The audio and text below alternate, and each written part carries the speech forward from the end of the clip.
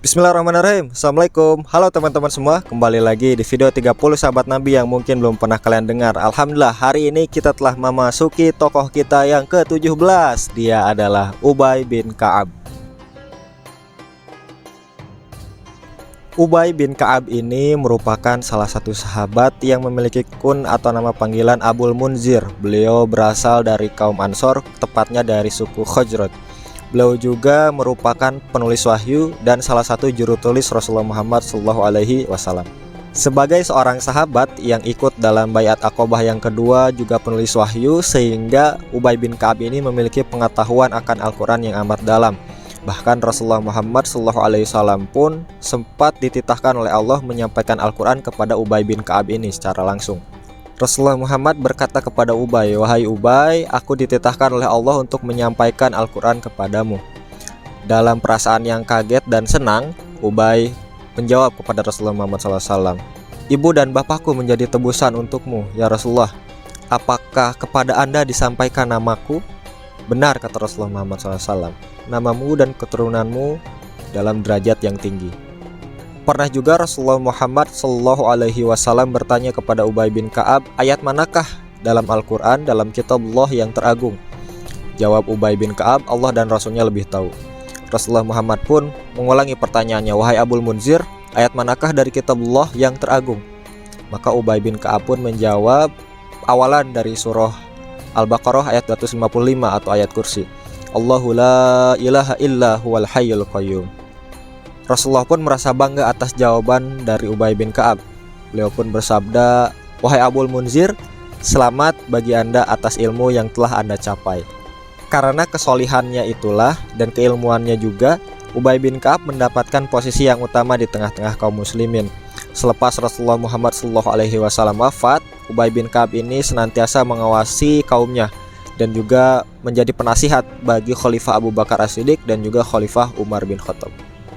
Ubay bin Ka'ab ini juga terkenal sebagai salah seorang sahabat yang memiliki idealisme yang tinggi karena keilmuan dan kesalahannya tadi.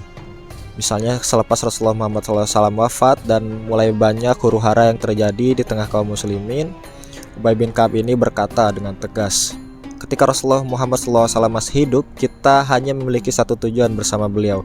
Namun selepas beliau pergi, tujuan kita menjadi banyak, ada yang ke kanan, ada yang ke kiri. Tatkala wilayah Islam semakin meluas, banyak dari kaum muslimin yang mulai menyeleweng dengan menjilat para pembesar karena menginginkan harta dan menginginkan jabatan." Melihat hal itu, Ubay bin Ka'ab pun berkata dengan tegas, "Celakalah mereka, demi Tuhan, mereka celaka dan mencelakakan. Namun aku tidak merasa rugi atas kesesatan mereka. Yang aku sayangkan adalah kaum muslimin lain yang celaka disebabkan karena kesesatan mereka."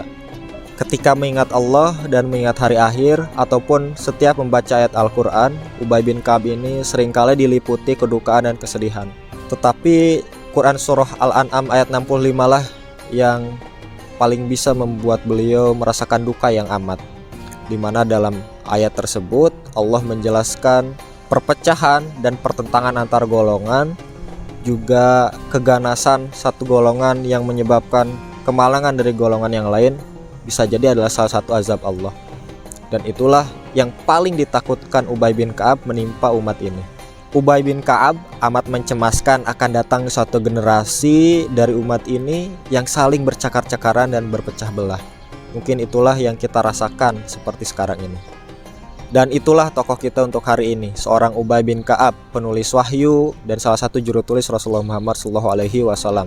Seseorang yang memiliki keilmuan dan pemahaman yang amat dalam tentang Al-Quran dan selalu mencemaskan keadaan umat ini. Dia sama sekali tidak ingin melihat umat ini berpecah belah, bercakar-cakaran, apalagi bermusuhan. Dia selalu ingin melihat umat ini dalam persatuan.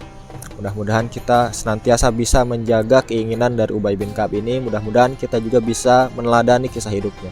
Semoga video ini bisa bermanfaat. Kita ketemu lagi di tokoh selanjutnya, masih dalam video 30 sahabat Nabi yang mungkin belum pernah kalian dengar. Terima kasih sudah menonton. Assalamualaikum warahmatullahi wabarakatuh.